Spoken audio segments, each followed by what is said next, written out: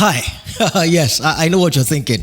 Mr. Teju Babyface, what's up with the hat turned to the back? What's up with the hip hop thing? What's up with the Fresh Prince of Bel-Air thing?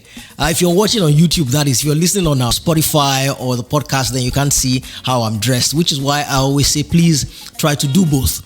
Subscribe to the podcast and also watch on YouTube. So why am I dressed like this? Well, it's my guest.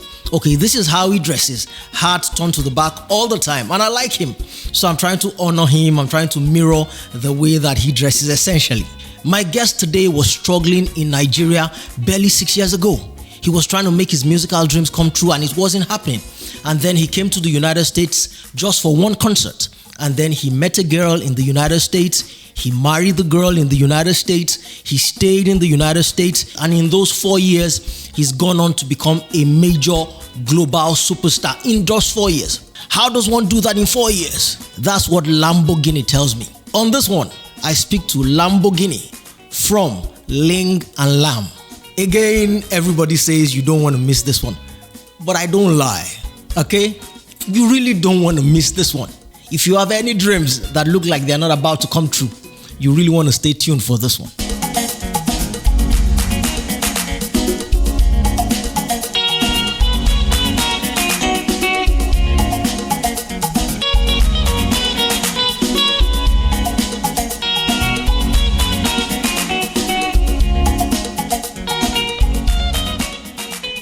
Lamboginny. My man. So, wait. First of all, I just met your wife, Ling, for the first time 5 minutes ago. I just met her in person for the first time. Every time before now, I'd seen the videos. And as soon as I met her, only one question went through my mind. What juju or what voodoo? Oh boy, what voodoo did you use to get that wife, that girl to agree to marry you? She's literally one of the most beautiful people I've seen in my life. I'm thinking. I'm seriously. The camera does her no favors. I mean, on camera she's already beautiful. But I thought in person she's about thrice as beautiful. That's beautiful. Now you understand when I'm on camera shouting my beautiful. No, now I understand why you cried when she called you in Nigeria to say she was in love with you. You wept.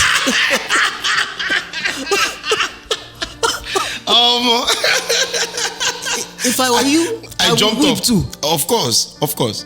He that walketh with the Lord, his steps are directed and positioned in perfect places.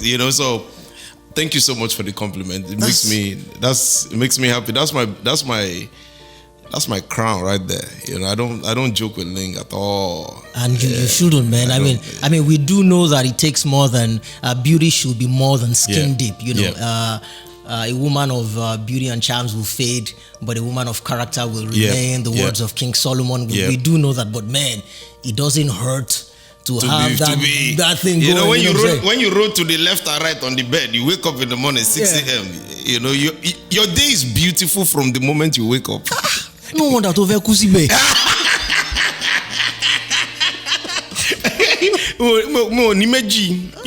All I have is one, and it's a blessing. I tell people all the time. It is. Mostly in our time, it's not easy to come across a good woman.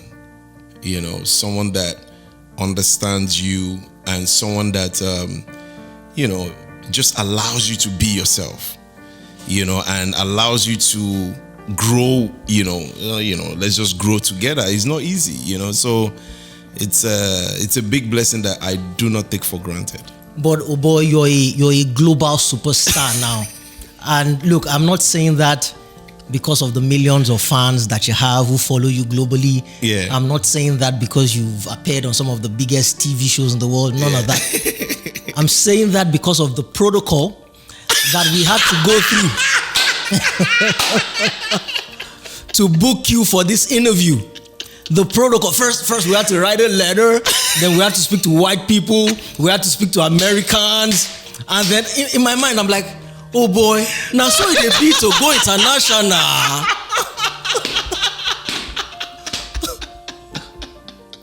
Baba, don't kill me. Baba. Look. But in all fairness, yeah, I want to say, I know you've always been a very professional person, you know, outside of, let's even remove the TV. You're one man I respect a lot, and I've studied you from afar, even from Nigeria.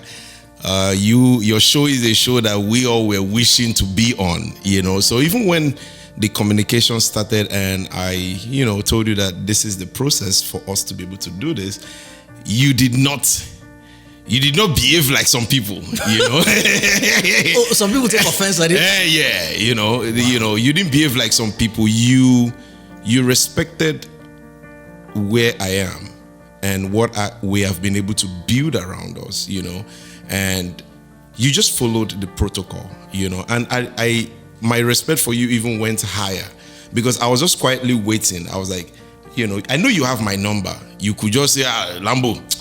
And I would just say, okay. But I respected the fact that you respected what we have built, you know, because that makes me feel like you have our best interest at heart as well. Like, and if I come to you, I will follow that same protocol, because I want to make sure that, you know, I'm respecting your territory, you know. So, Shegon, and look at it now, we're here. We're here. We're here. We're here. Which is awesome. Look, I want to ask you a question that if any interviewer asks, normally I consider it a very, very weak question. It's a needless question when most people ask it. Yeah. But it's pertinent in this case. And not because I'm the one who is asking it. It's just that it is necessary to ask in the face of what you have achieved and what you are achieving. Okay. Like I said, you're global. Yeah. Did you ever see this coming? No. No. Capital letter N-O, no. In fact, I initially fought it. You know, coming from Nigeria. So, background. Ling has always loved documenting our experience from when we were dating. You know, like, she's very big on documenting stuff, you know, and I loved it about her. Going viral was by accident. You know, I used to just post our shenanigans on my Instagram page. You know, then I'll just post it, and people were like, oh, you guys are fun to watch, you guys are this. But what really changed everything was when Korede Bello, you know, told me, it was like, you guys are so much fun, why don't you go on TikTok? I said, what is TikTok? I didn't even know what is TikTok, you know. Ling also were like, what are they doing on TikTok? And then we opened it, we saw like a bunch of, you know, young people just dancing, and he was like, no, you guys should go on. So we joined TikTok, and a good friend of mine, Ernest, precisely, but in the industry they call him Rabbi, but Ernest, I have not eaten Nigerian food in more than 2 years. I was craving Nigerian food. So his wife sent me frozen okra. She cooked okra, froze it, and shipped it to me from Jersey to where I am. And then I opened the okra, defroze it, and I was eating the okra. To tell you how passionate I was about the okra, I did not even invite Ling to come and eat it. So she was walking by. She was at the gym. She was walking by. I turned on the camera because I was trying to capture the moment so I can send it to Ernest and say, the okra we send, Odebe, you know, Otalenu. Ling sat beside me and I said, do you want to try? First, it looks strange to her. It's slimy. She doesn't know what to do with it. One way or the other, I gave her one, and the camera was still rolling, and she saw the elements of the okra. There was pomo, there was a dry fish, everything was, all the elements were flowing.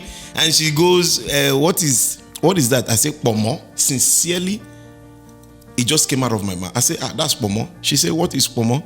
I said, pomo is pomo. All my life, I've never, growing up in Lagos, I don't know any other name for pomo.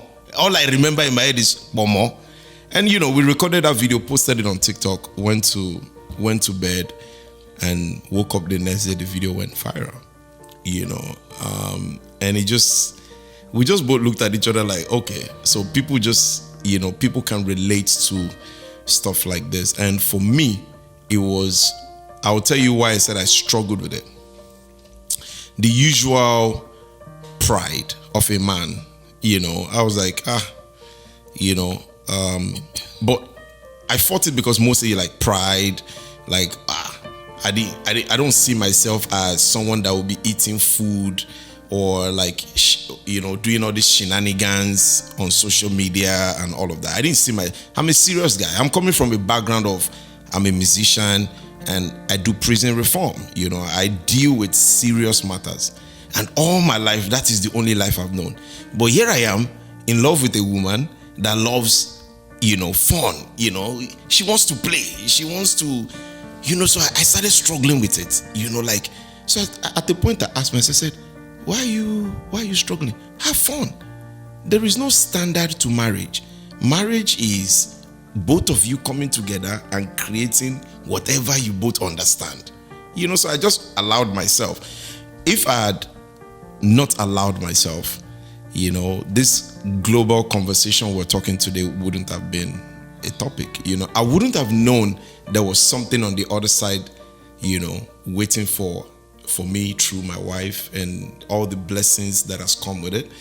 And my biggest takeaway is you can never choose how God is going to bless you. You can't. So I just had goosebumps. If you could see the hair on the back, the hairs on the back of my neck, they just stood up. Because I'm that guy too. In fact, if you follow the trajectory of my career, for the longest time I wasn't on social media. I thought it was faffing around. I thought it was, with all due respect to those early adopters, I thought it was on serious. I mean, I'm a TV person traditionally, so I can empathize with where you're coming from. That whole I can't be doing this on which is funny to me, because I now saw a video of you. It must have taken you a lot to have worn those white drawers. I saw you in white underwear making noodles. Was that you or was that somebody else? You were white drawers. I'm like, man, you're brave. I can't do that. I lost all sense of respect or adulting. I've not seen noodles in a long time. A boy I was working with, he shoots, he was a young chap. His name is Michael.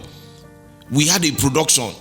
He came with a pack of noodles, a whole box. Noodles. I've been eating, because again, Ling and Lambo, we go around, we do, part of our thing became food. We became very huge with food. But it's ramen noodles. I became with noodles. I think it's ramen. Ramen noodles. Yeah. When I saw my Indomie noodle with the green packet, with the onion flavor, chicken flavor. You remove cloth.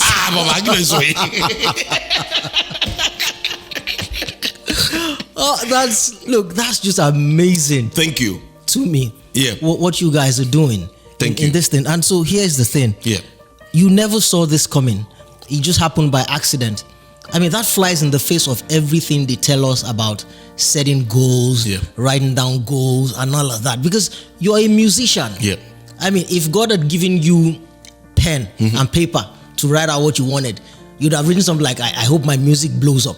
Always the first thing on my list. But that's not what happened. No. I mean, so what do you say to all this? Write goals down, put goals down, and all of that. Set targets. Have 10-year goals, have 5-year goals, work towards your goals. You can't achieve if you don't see, and all of that. Yeah. I say this. Rather than goals are important, but what is more important is discipline. Right? Discipline is one thing that goals change, but discipline is important. If I had written my goals, becoming Ling and Lamb was not part of it. Becoming the guy that goes around, eats food, and pranks and love and all was never a part of it. But I'll tell you something. Because we are disciplined with anything that we do. When we saw that, okay, people love watching us, we sat down with ourselves and said, okay, rule number 1, we deeply love each other. We are not doing this because of social media. How do we ensure that this does not affect our relationship and our marriage? And I'll tell you, that discipline, 80% of the time, we don't even remember to capture the moments that we both share. what the world is watching is 20% that we now remember, moments we now remember. But the love that we share, the laughter, the joy, 80% of it will have happened. We're like, yeah, if we had recorded that, that would have been amazing. So goals are important, now, and I'll put it this way. There are specific kind of career paths that you'll be in. You must have goals. If you're a basketballer, if you're a footballer, or you want to become a medical doctor, there are certain things you must have. But while you have your goal, pay attention to the unforeseen.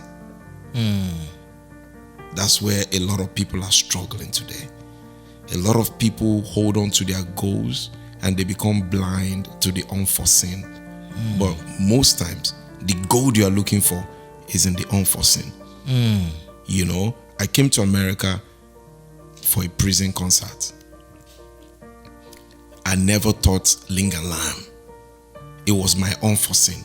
But when it happened, when I saw it, me and my wife were like, okay, let's keep it experiential. We'll just keep sharing our experience, which means we will never run out of content. We're not under pressure. We're just sharing our life. If we go anywhere, we share the experience. So no pressure. We don't need to overly crack our head or anything. And that is it. The unforeseen became the scene. Great. By the way, did you notice how I'm wearing my hat? Yeah, this is for you. Now this is for you. What did you eat? No, I'm like King of talk, Lowe. What did you eat? I didn't eat anything. I'm like, this is Lambo. I'm talking to Lambo. Man, let me look, and I kind of like it. And I like the fact that I'm wearing a bucket hat today. So let me, to honor you, let it be that you're the one with your hands to the back. Yeah, I like it. Okay, so look, I know the story. You've told the story a thousand times. Yes. How you and Ling met. And so, I mean, for those who don't know, I'm just going to give the Cliff's notes. Yeah. You can correct me if I'm wrong at any point in time, or just jump in. Yeah. There are a few mini questions in this question, but I'm going to get to a question eventually, I promise. So you mentioned you came to America for this prison concert. Yeah. Okay. So first of all, where was your career at that point in Nigeria? Your life and your career at that point. Were you good or were you struggling? I was struggling because, again, I put a couple of records, but I never have success according to the standard of men and the industry. I released an album in 2017. The album was not a success, but the album moved me from point A to B. That album is called Salt. That was the album that took me out of Nigeria for the first time to the UK, where I went to perform the album, and then I performed the album in the prison in the UK. That same album is what brought me to America, for me to do a fundraise concert, to support my prison projects. So, to the eyes of men and to my definition of what I thought a hit album should be, it wasn't because of number-wise. But in terms of value, that album is the most valuable project that I had put out at that time, because it moved me from that level where I was struggling. Literally all I did was I used to go around, and anybody watching this in the industry, few industry people know, and people that are, close to me, I used to just go around, knock on people's door, trying to raise money to go and help prisoners. That was all I did. I would organize shows, everybody would come together, support me, we'll go and support the prisoners. And then we started raising funds, and I'll get lawyers who come together, we'll go and pay their bill. So when I came to America, in my head, I was like, let's hustle this thing again. But then, like I said, I never saw this coming, right? So I was struggling. I was in a place where I was asking a lot of questions, and I did not know as much as I thought I knew. America humbled me. Yankee.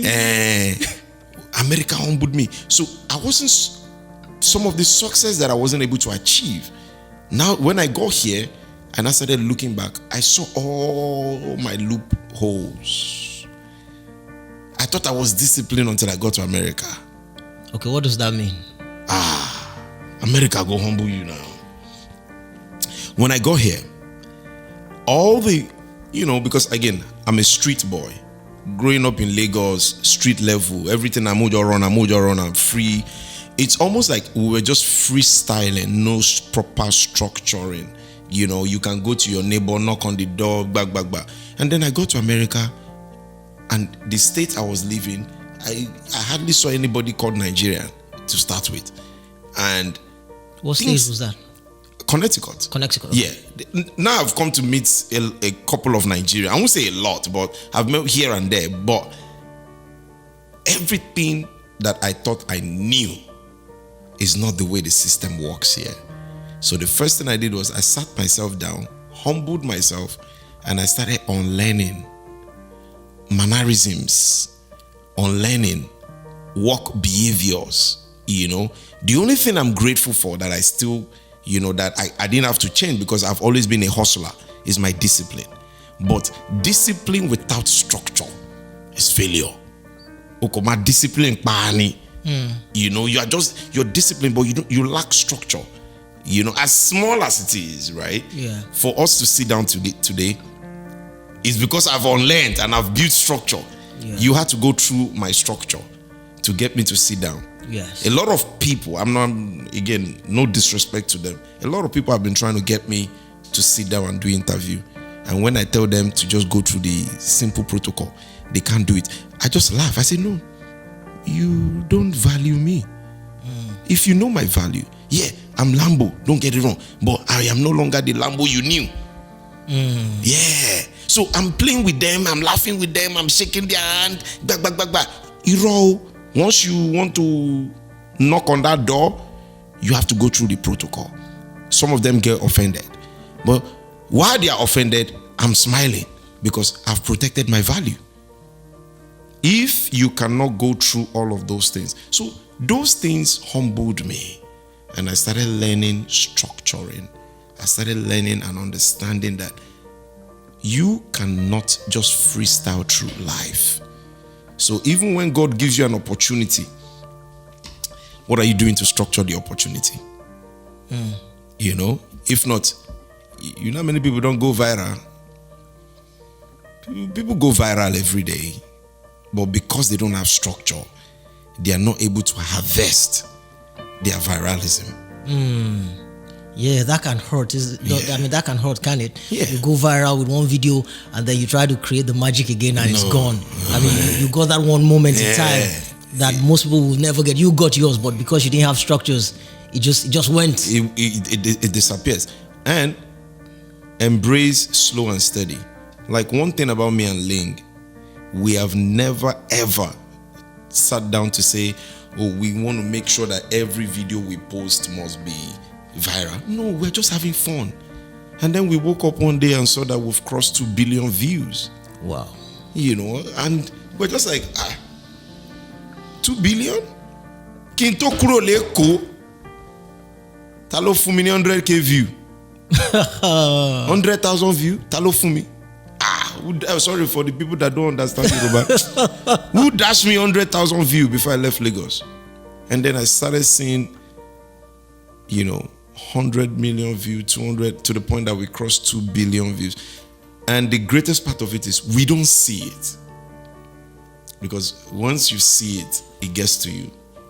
So again, these are all the things that, for me, when I look at that journey, and I look at who I was in Lagos, bringing it back to your question, the struggle and everything, it was important. But there's a Yoruba proverb that says, "Ọmọ tó bá jí a máa ń gbọ́n." In fact, àwọn àgbà bọ̀ wọ́n tún sọ dáa jù bẹ́ẹ̀ lọ.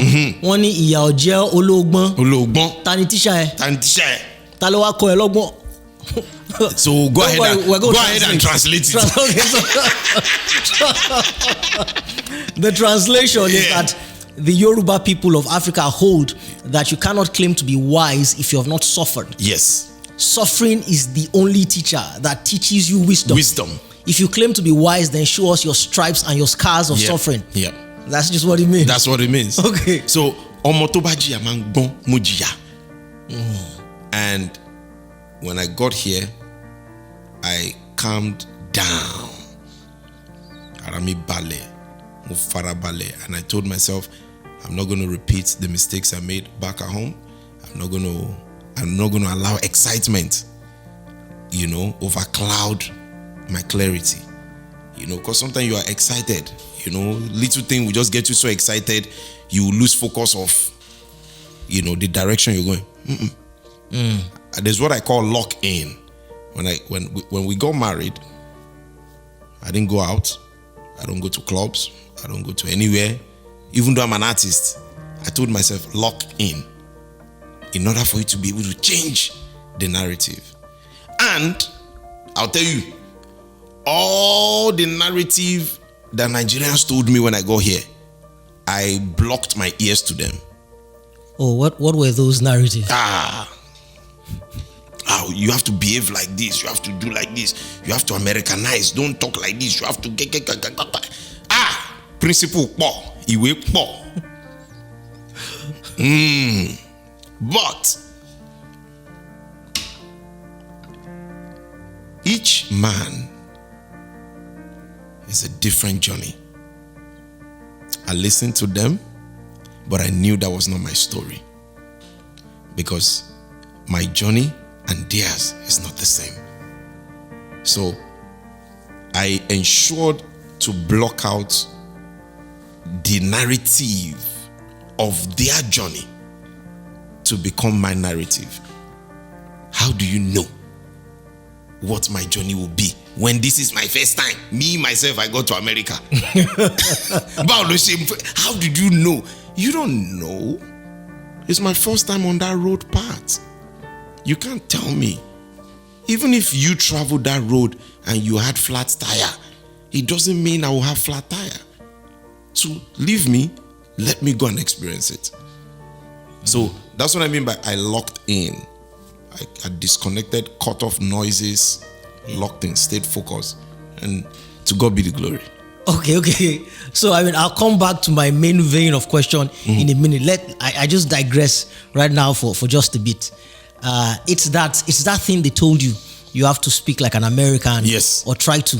It's not just Nigerians. It's the world accepted view and axiom that when you're coming to the United States from another country, you have to learn to at least try to sound American. And I find that the best of us, including I, who is supposed to be very well versed in speaking English, I find that when I'm speaking to Americans, automatically I just find myself, without meaning to, trying to sound like them. I don't mean to. But when I watch you have sat down into this Nigerian thing. First of all, there are quite a few questions there. First of all, that couldn't have been natural when you came. So how did you get yourself into that state where you said, I'm going to sound like exactly Nigerian? Okay. So when I came, even with my wife, our shenanigans, I will be talking to her, she doesn't understand sometimes. I will explain, she will now get the word, right? When I go out sometimes to go and buy something, the same thing. But I will say this. It is a very thin line between trying to change the way you sound and changing your entire mannerism. Because in the bit of trying to satisfy them, or you lose your identity. Before you know what's happening, you will forget where you're coming from. So for me, balance was important. And then when we now started Ling and Lam, which is part of the shenanigans, basically, Ling and Lam is our everyday back and forward with me and Madam in the house.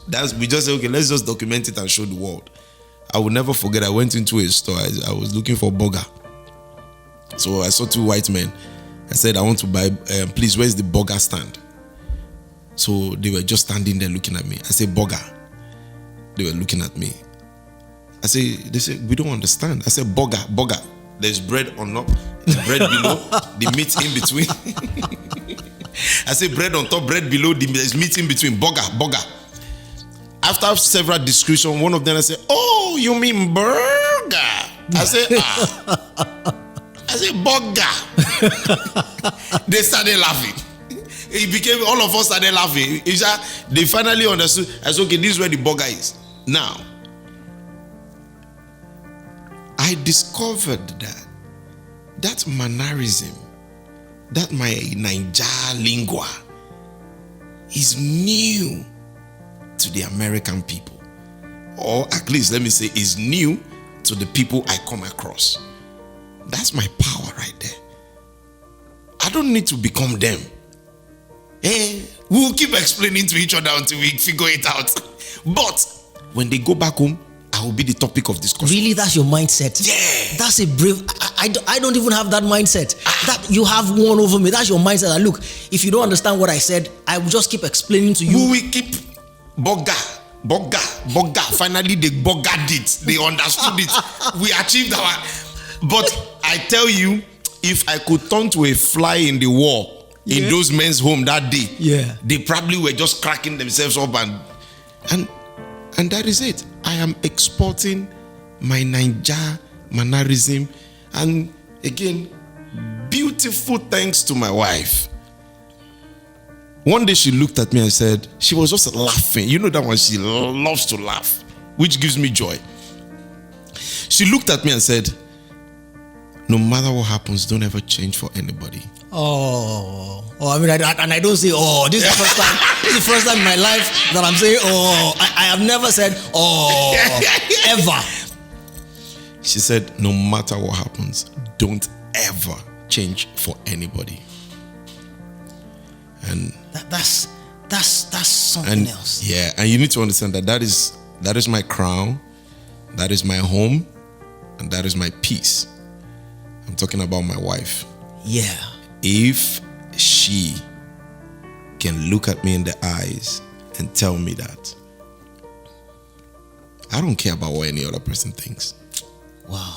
Because the only person I am afraid and scared to let down has my back. The rest of the world. Okay, so this is when I'm glad, that we're not in the Teju Babyface show studio doing this, because we will not get far. Because they would have just kept clapping. Yeah, that's true, Sha. They just kept clapping. People should be clapping at home. They would have just kept clapping. This would have taken us a whole day to record. So these things are awesome. More so is the fact that, so now you're telling me that who I see when you do Ling and Lamb, the guy that I see is you, 100% authentic. This is what I'm asking. Yeah. Because I've heard some people say, now, not a lot of people. I mean, granted, it's a minority, but it's there. They say that you're playing up the stereotype of the African and Nigerian bushman, that we're not like that. We're more enlightened and all of that. And so me, I'm thinking it's one of two things. Yeah. It's either that is who you are, 100% authentic, you're not adding any airs or drama, or the fact that it is reality entertainment doesn't mean that there's no drama. So it's 97% you and 3% some drama. So which is it? I mean, is that you authentic? For example, Ling comes to you and says, look, our friends have cancelled the date. They've taken a rain check. And you went to check that. Where's the rain? I mean, was that you? All my life in Lagos, first and foremost, people need to understand that according to where you are born in Nigeria, everybody's story and experience is different. The community that I grew up in Ikotunegbe, Iyanejigbo, Egon, Igondo. Nobody could see Baba, could see anybody to this rain check. Rain check. Nobody. Now, I would even say, when I was in Lagos, I was living a lie. Because me coming from those neighborhood, I'm packaging. We go package, we go enter Lekki, form big boy for anybody. Again, I'm a musician. When we reach Red Carpet, we begin, talk English with no day, Yeah, what's up, man? How's it going, man? All of us just there, That was the lie. Now I'm free. Because I no longer have to pretend. Because when I got to America, The English I thought I knew. When Americans are speaking the English, I don't even understand. Spring. Okon love fi. Money ki mo nso leko. Omo egan. Don't get Nigerians are one of the most educated groups in the world. Again, there are Nigerians in Lagos, in Abuja, in Enugu that speak fluent English, amazing vocabularies, they can break it down. But I, Yinka Lawansi, that grew up in Igondo Egon, from Igondo to Ikotun to Ikeja to Lekki to go and be forming back and forward, me mo.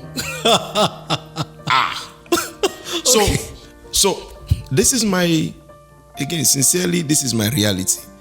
You know, again, I speak English. Yeah, we can go back and forth, but this is where I feel comfortable. And you can even tell from this interview, there are certain things I want to say, my Yoruba will come out. That's my zone.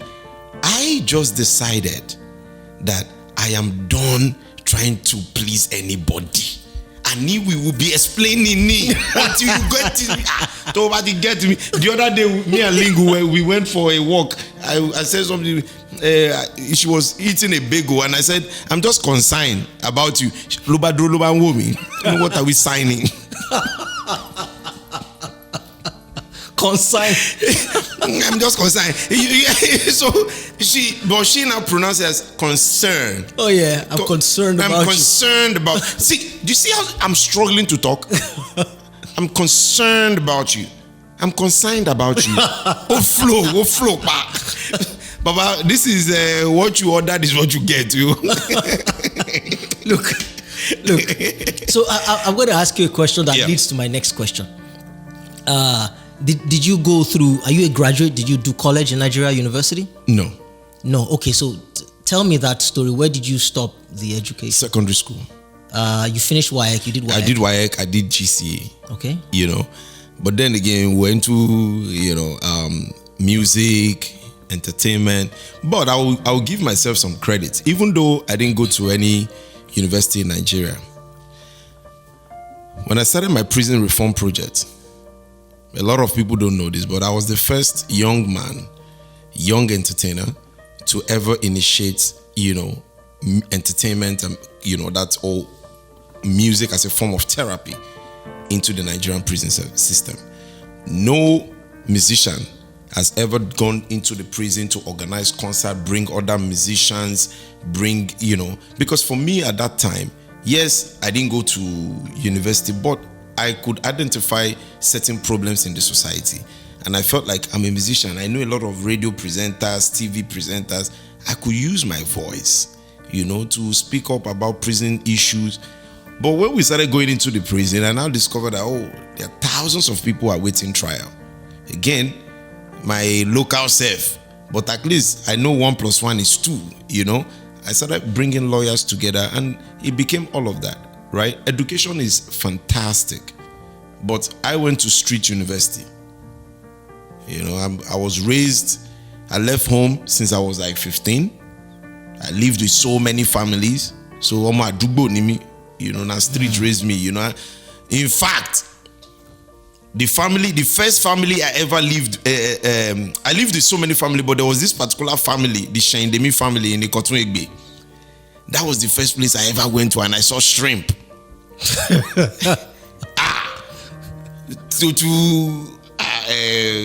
Babanla timetable, there's timetable lunch, you eat fried egg and roaster. There was a whole thing.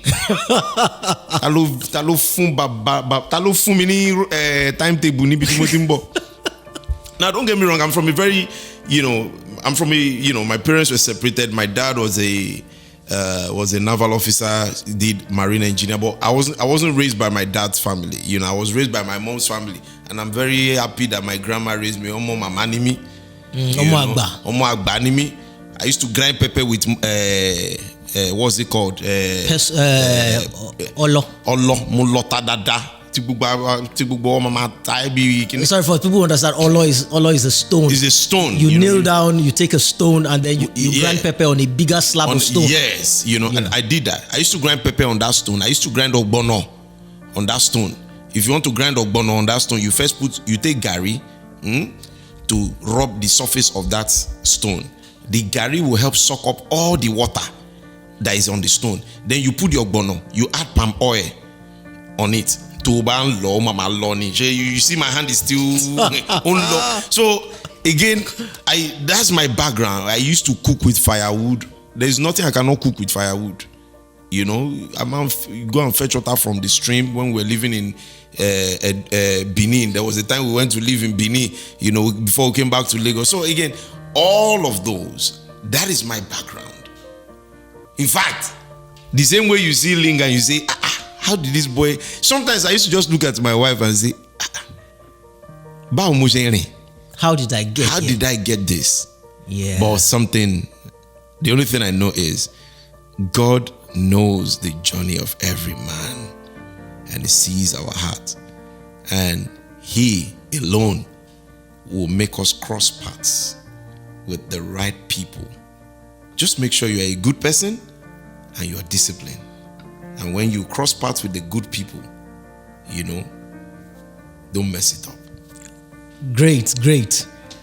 Very, very great. Look, speaking of things you did with your hand, I've always wanted to ask you, what happened to the little finger of your left hand? You are the first person that is going to finally ask me on. Oh, is it the right?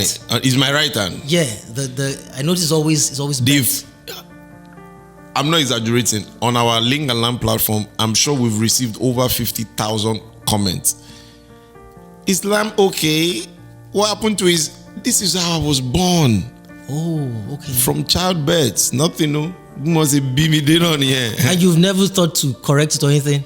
So, of course, now that I'm older, that I'm grown and I've traveled, I've seen life, I've seen situations where if my grandma from back in the days, if she was exposed, they would have taken me as a baby and cut this place. You know, they would have done a surgery to straighten out the flesh. Yeah. You know, when I was a baby, you know, but I've had gel. I go so hospital. Oh boy. There's no money for doctor. We just looking for money to eat. If it's not life threatening, then we're not treating it. I get treated. In fact, man, you're taking me back. Oh. Let me tell you how bad it was. There is a leaf. There's a green leaf that when we go and play and we, hurt ourselves or we have a cut, that leaf is what my grandma used to squeeze, and put it on that egbo, on the wound. That was our first aid. The first aid I know that as a young child growing up was leaf. Then when you have ringworm, there's one leaf we call sandpaper leaf. You know sandpaper leaf? Yeah, and then they rub your skin and then you're shouting. You're shouting. Oh, they're like, come here. Yeah, exactly. Answer sandpaper, So, just talking to you is taking me back. And I won't lie to you, being in America, those memories come back to me. That's my background, So most people watching me and Ling now on social media, they might not understand it. Again, when the rain check came out, I saw some Nigerians saying, why don't you know rain check? Munio, you better be grateful because you traveled or you went to a good school, your family was exposed, and then you know about rain check. Who is teaching us rain check in Egon Grammar School? Abi in Ikotun Egbe. Wow. Who is telling you rain check? So when I see people who write those comments, I just laugh at their comment. I say, you better be grateful that you are even aware. It's okay. Now I'm aware. Yes, I went to check the rain, but now I'm going to find your rain check. You're now handing out rain checks to people. Take yours. A lot of people want to interview me or want the unfortunately rain check. Because now I'm aware. So whether you knew about rain check 20 years ago or you know it because a lot of Nigerians didn't even know what rain check was until our rain check video went viral. A lot of people started learning. I said, okay, at least I'm not the only one learning. So it doesn't matter who gets what first. What matters is if it comes to your time, just learn it and move on. It would have been different if after that first video, then they saw me again acting like a ding dong, saying, what is rain check again? They are, Lam, you just posted one video 2 months ago about rain check. 2 months later, you are still acting as if you don't know rain check. Then I will understand those kind of conversations. Yeah. But that's my reality, and I'm embracing it with my full chest. You know, it makes sense because I heard you say something to Ling once. Yeah. And I wasn't sure that I heard correctly because I didn't have your background then. Yeah. Now it makes more sense. Now, even though I saw that video several times, I still refuse to believe. But you said it to her, and I could see the truth in your eyes, unless you were lying. You said it to Ling, and even Ling, even though she was empathizing, she couldn't really, no, she was sympathizing. She couldn't really empathize because she couldn't put it in perspective. You told her once that you were a bus conductor. Yeah. In Lagos. Yeah. Wait. For our friends who are not Nigerian, wait, first of all, is that true? Sure, you know go enter bus. Wait. Really, my really. So, are you noticing the difference in tones? You have to be a pro. You were a bus conductor? Yeah, and it happened because there was no, we became young, we wanted to start going out. We will go out, we won't have transport to go back home. There are a lot of bus drivers that don't have conductor in the park. So, to get from point A to B, we will help them to be conductor. When we get to that place, they are not giving me anything, but at least want to give me Latin my two. They sell express, And before it was happening, I used it as a medium to move around Lagos for a while. And that's why I know how to do it. Wow. It's simple. We want to go from point A to B. We'll do conductor on a bus. You'll be passenger. But you help the driver collect. There were few drivers that were kind, though. They would just give me something little, But that was it. Now, Ling can never understand that. Nah, she can't. Look, I was going to try to describe it.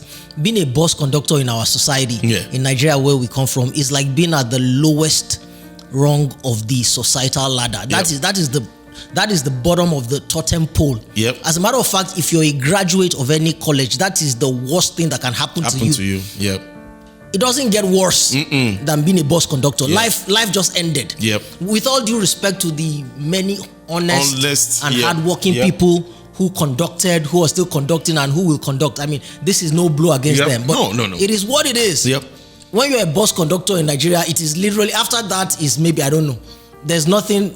I mean, that's as low as it gets. It's low as it gets. But the good thing about it is, when we did it, when I was doing it, it was fun. Yeah, okay, so now I get it. It was just kids having fun. We were kids, we were young, we were teenagers. It was fun. Then I started learning how to tabole. It to be tabole. Whether I know, you see, that's a weird thing. If you don't study that, you will fall. You go somersault. Some people who don't know how to tabole, they will jump and land on 2 feet. On 2 feet. You are gone. You go tabole with your back. Get ready. And then go. You run and go. Okay.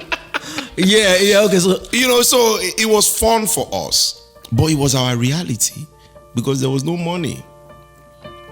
The first set of money somebody gave me when I started doing music, the first place I went to was Redeem FM. I would never forget.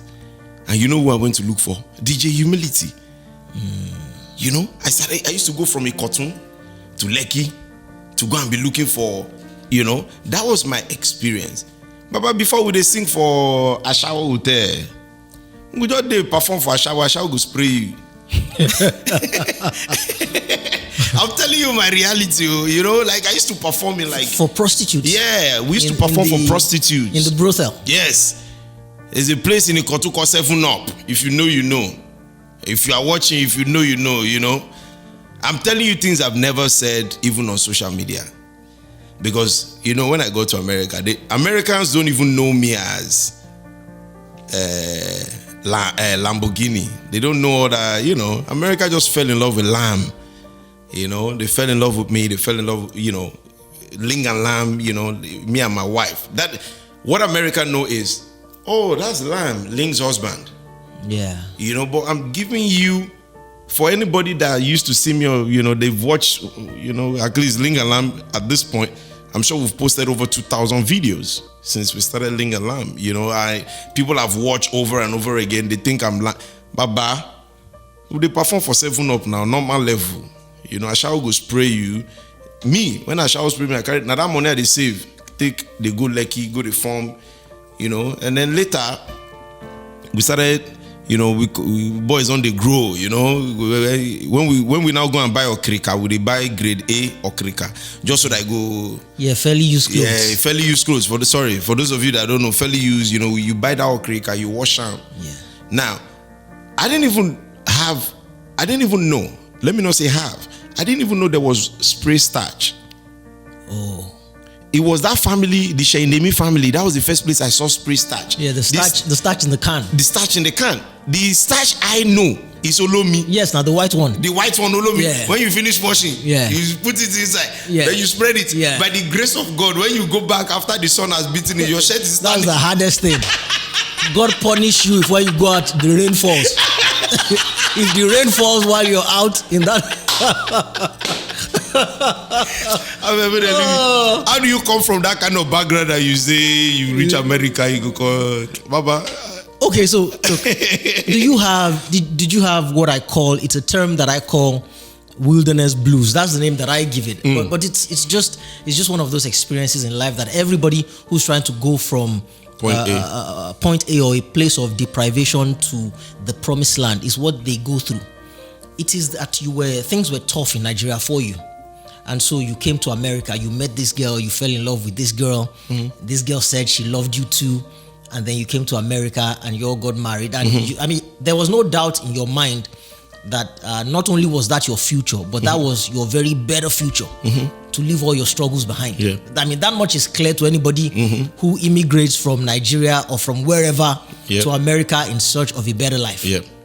However, as you have rightfully identified, the reality of living in America is also tough. Yep. To the extent that usually within your first 3 years, you start to doubt the decision that you made in coming to America in the first place. Yeah.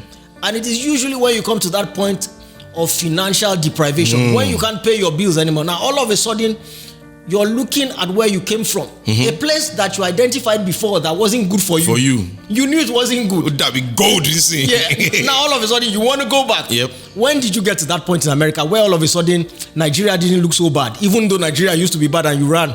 When you moved. Yeah. When I realized that the bills come like 3 weeks. If I say monthly, you don't have monthly, you don't have 4 weeks. The bills come 3 weeks. And my biggest mistake at that time was I now started converting Naira. No, I was converting what I'm paying into Naira. Yes, now you're converting dollar to Naira. Yeah, I was like, this 1 month's rent, this 1 year's rent in Nigeria. 2 years, I'll be 3 years rent. So like that period of when I was, waiting to even get a job, because it was tough when that reality hit me. Like, okay, I have to look for a job. It's not about music right now or entertainment or prison. You have to figure it out. Like I started applying for jobs and nobody will employ me. I applied. In fact, let me give you a true story now. Ling didn't want me to get a job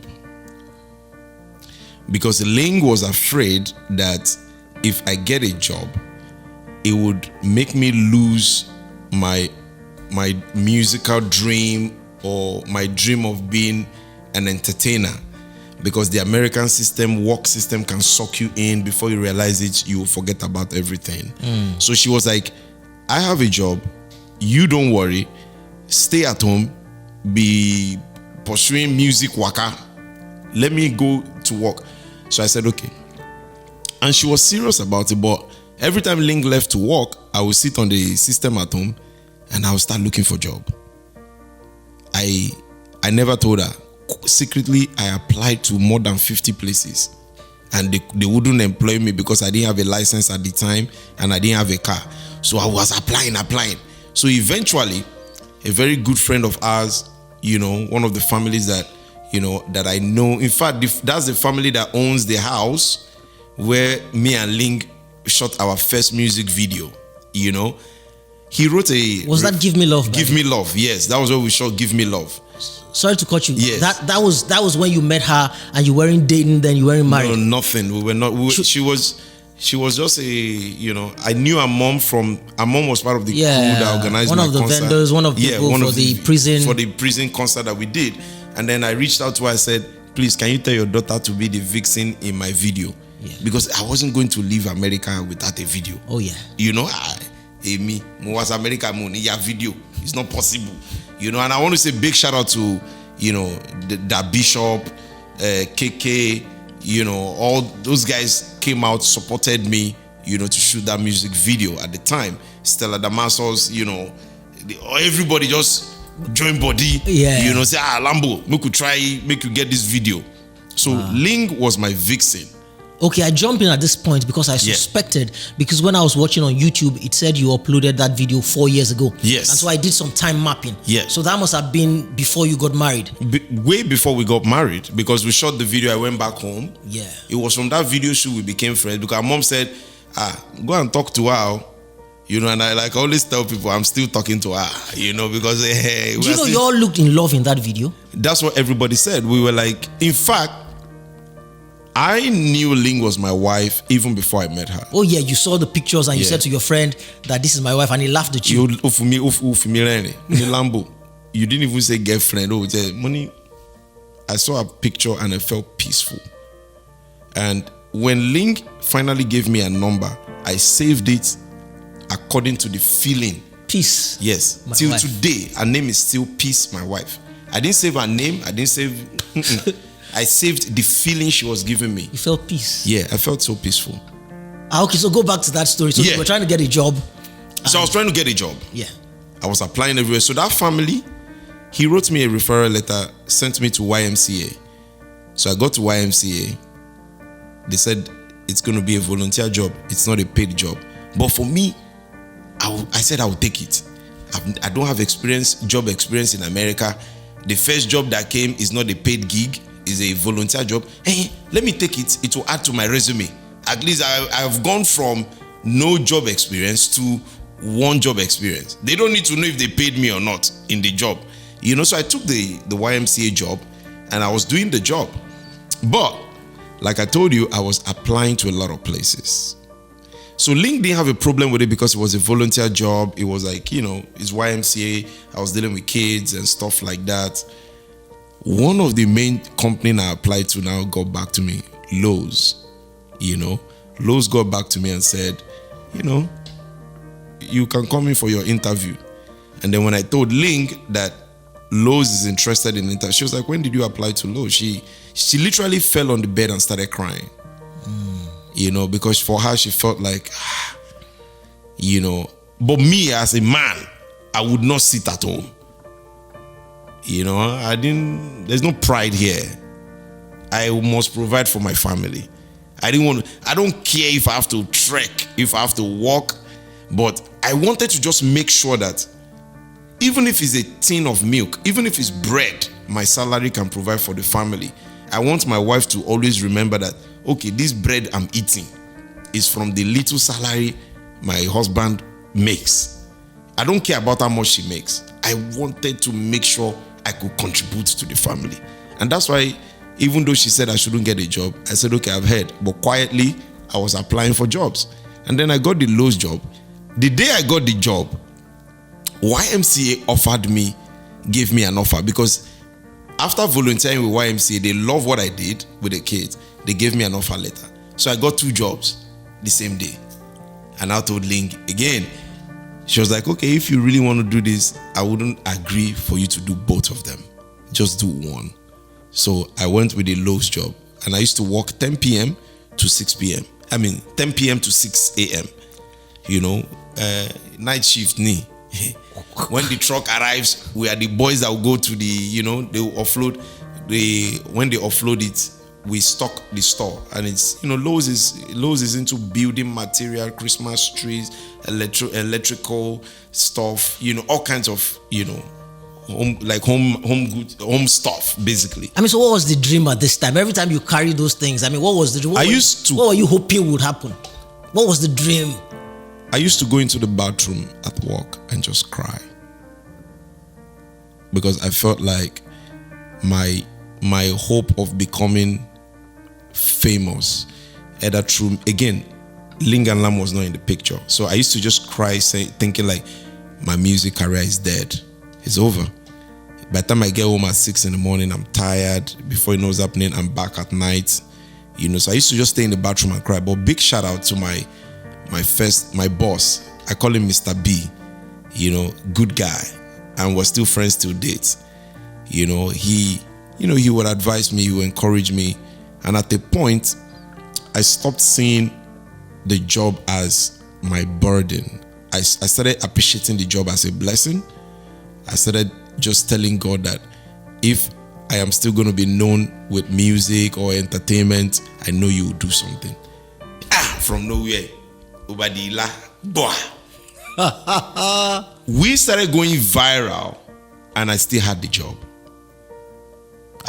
In fact, my colleagues did not know that I was the guy on TikTok until one day we were all there walking and we were carrying boxes. We had break. One of the guys is watching our video, and then it was like that moment of, oh, bro, this is you. And I started laughing. I said, yeah, that is me. I said, yo, what are you doing here? You're a star, TikTok star. You and your wife. Oh my God, my sister sent me this video. We started laughing. And that was when I started feeling it, that okay.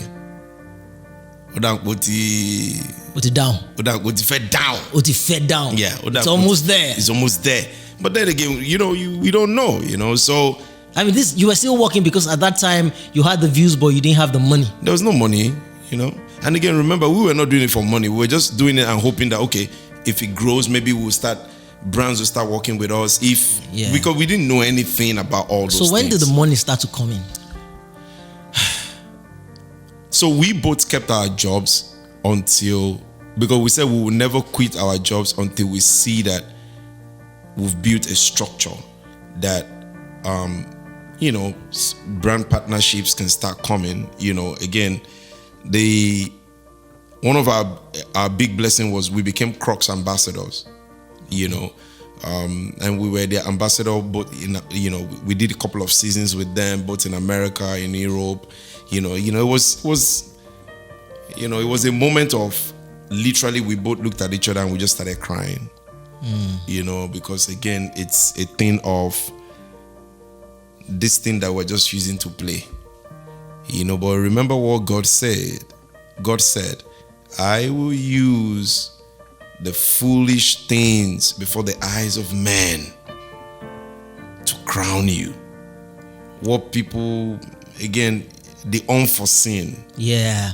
Going back to the unforeseen. Because I never thought, we're just having fun. But then it was relatable. A lot of people love us. And how long was this period of your working in Lowe's, this tough period between when you go to America? And in fact, I need to know the year. Was that 2018 or 19? So I got to America in 2018. And we started Ling and Lam in 2020. Okay. So this was 2 tough years. Yeah. And brands started working with us 2020. 2020, late 2020, that was when brands started working with us. And we started from TikTok. A lot of our audience on TikTok were like, oh, you guys should go on YouTube, we want to watch you guys more on YouTube. That's another. But we were like, okay, let's open up our YouTube channel. So we got on YouTube, and it just started growing, and people were like, oh, you guys have to come on share your experience with us too on Instagram. Don't leave it to just TikTok alone. And I think for me, the greatest thing was just the fact that it was a global audience. That's the thing. It was not, there was no see finish. And I have to say this today, because where would they come from? See finish plenty. There are a lot of people who think they know what you should be, but they are not God. Only God knows what you will end up to be. So when we joined TikTok, I didn't know Nigerians at all. It was just a global audience. Nobody was judging me. Nobody was trying to, say one thing or the other. In fact, the first time I ever experienced any form of backlash, it was after we don't blow well for TikTok. When Nigerians now started catching up, that was when they came with their negative. I won't say some of them, because now today there's so many Nigerians that love us, that appreciate us. But then, some of them who came, they are not few, they were quite a number of them. Even go the kif one, because even go me badun, for me and need daru for me. It's simple. You can't come with your narrative and you want to shoot what you and again, you cannot destroy what God has built. Yeah, and what gives you the prerogative to think that you can talk to what you didn't contribute to, you don't know anything about, And the greatest part of it is God did it. No be man do am. God run am. I see. Do you have a sense sometimes that do you identify with Jesus when he says that a prophet is not without honor except in his own hometown? Yeah. Do you feel like if I hadn't left Nigeria, they'd never have appreciated me? This only happened because I stepped out. 100%. They appreciated some elements, but again, back to the see finish matter. And I'm saying this because a lot of talent have died. A lot of people have given up, just simply because when they think about, people just go on social media. You are so quick to write on social media, but what you're writing is, you don't know how powerful it is on that individual you're writing it to. Me, I'm just one crazy guy, that I've made up my mind personally that this one, God runner, I no go let anybody destroy him. And that's why our structure is solid. Even the process where you go through now, small level. Now, because you never come for certain things, you get to other things where you go, won't follow me talk. You go see the whole machinery. Now, just management P. The whole full squad go appear. Bam! Nobody, now God run am. So I'm going to use this opportunity to just say to a lot of talented men, women who have allowed those negative comments to get to them. Remember, when your mom pushed you out of her womb, it was you alone that came out. And it's on you to finish the race. Don't allow people who have lost direction, people who don't even know where their steering is heading, to just come and write certain things on your platform and it starts getting to you. It's noise. Focus. Me, I know they play, and I will say this to you, like people a lot of times, like I remember, like when this whole thing, somebody called me and said, Lambo, can you share now? Now, why you go to America, they chop fried ice cream, can't they behave like that, like bush boy? Don't be so now. I allowed him to finish talking. Only, away. Since the day you were born in Lagos, you don't chop fried ice cream before. He said, no. I say, so why do you think I should hide my expression of experiencing it for the first time. Because I don't want to embarrass who. There is nobody to embarrass. It's my truth. And he was like, he has not eaten fried ice cream. I said, okay. In fact, this person stays in Ikeja. I said, go around the whole of Ikeja and go and ask all the restaurants there that you want to buy fried ice cream and see if you get it. You wouldn't get it. So for me, embracing that truth, that reality, and guess what? This is America. This is the land of experience. The reason why Americans love myself and Ling and the whole global community love us is because a lot of families can see themselves through us. The first time experiences, they see it. Do you know how many emails we've received? Thousands of DMs, messages, people narrating the same situation that we've just posted, how it happened to their grandfather, how it happened to their mom, how it happened to them. You're talking about generational experience. And I will have thrown all that away because one person will never go airport. They for Lagos, they type with him phone, where data go soon finish. They tell me where the front line, how to behave. Oh, amazing. Come on, JFK now. Show the day JFK. We suffer in America breaking. Go more Flatbush Avenue now. We show more Flatbush Avenue.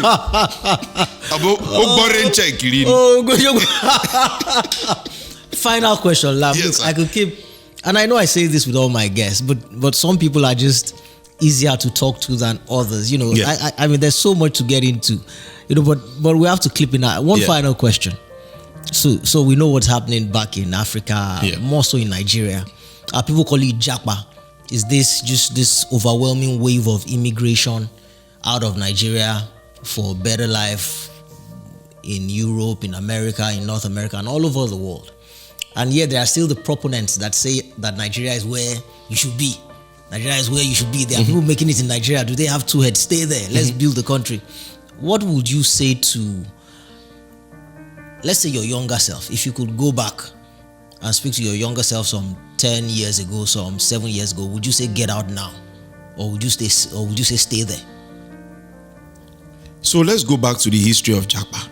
Yeah. Since the creation of the world, human race have been Japaing. Yes, sir. Since the creation of the world, how did the people of Israelites get to da? How did the people, even the Aworis in Lagos, right? There are some Aworis in Lagos. There are people in Epe. There are people in Enugu. They left Enugu. Even within Nigeria, every day there is Japaism. People, they migrate from north, come Lagos, from Lagos go Abuja, from everybody they Japa. At the end of the day, the America you're talking about, the Europe you're talking about, how did America become America? And we got Japani now. Everybody. So social media is making Japa look like it's a new thing. Before you were born, before your great grandfathers were born, everybody has been Japaing. People have been crossbreeding.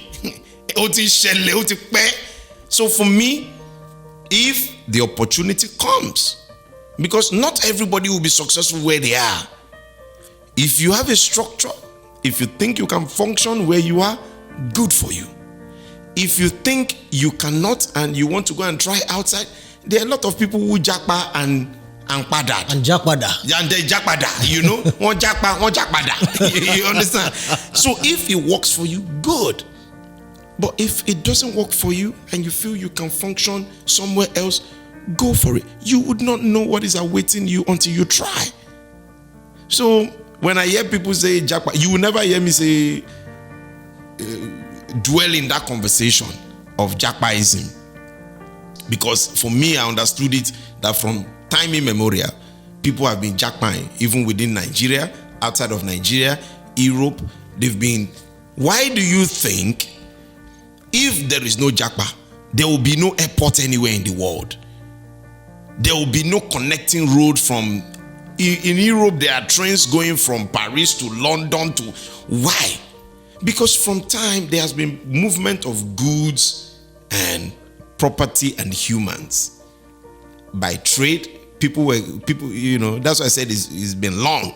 You carry your market from here, you go to point B, you jackpot to another country, you go and sell it, you come back. Before you know what's happening, you go like, instead of this, let me build a house so that when I bring my goods, I can settle. Before you know what's happening, you say, let me take one of my boys to be based here so that they can be controlling things. That is jackpot. Jackpot is, the meaning of jackpot to me is deeper than what people are saying.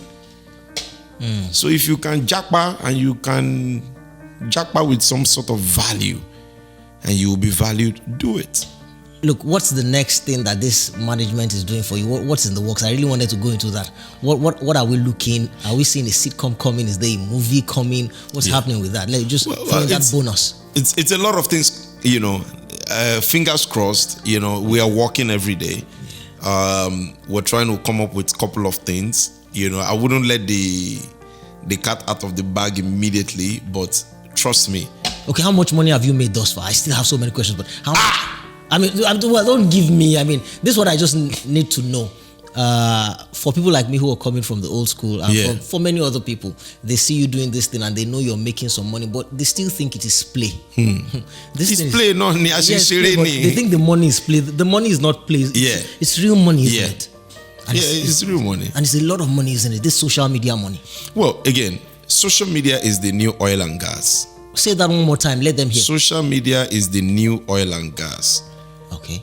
If you find yourself on social media and you are not selling something, it means either you already have something else where you sell and you don't need to sell something. But social media, there's a reason why it's called socialization. You're socializing, you're networking, you're selling. It's the new form of oil and gas. It's people direct to consumer. You cut off middleman. What are you doing? The only thing I will say is I'm grateful. And so you have now gone finally beyond the point where how to pay your bills is a thing of past. That is never going to happen again. You have gone beyond that point forever. We're grateful. You have gone beyond that point forever. Ọlọ́run tóbi lọ́ba. Ọ̀nà tó lúwa gbégbá, ó tún wá jọ́nà ìyanu. Ẹ wò ó, ẹ tún wò ó. Ọlá ò tán, ọlá kù sẹ́yìn, jaburata. Wow.